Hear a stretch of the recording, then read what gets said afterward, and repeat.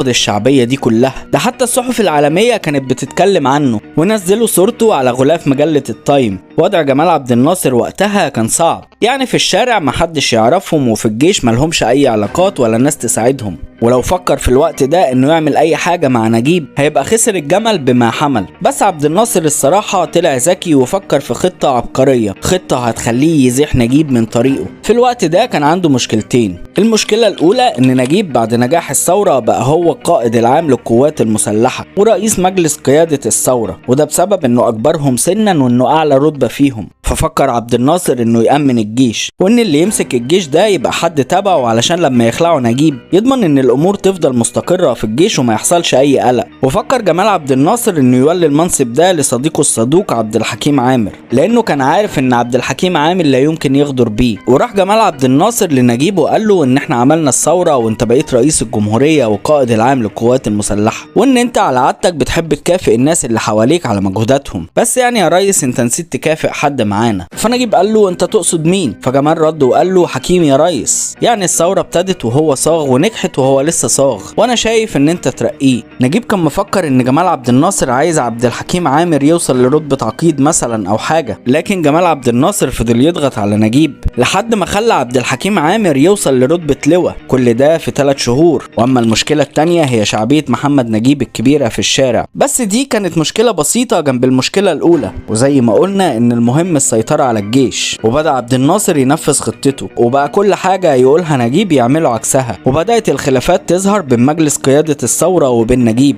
وأول مشكلة كانت قانون الإصلاح الزراعي، لما نجيب قال إن ده هيخلق حالة عداء بين طوائف الشعب، أو يعني بين الملاك القدام اللي هم البشوات والفلاحين الغلابة، وإن ده هيفتت الثروة الزراعية لمصر. ونجيب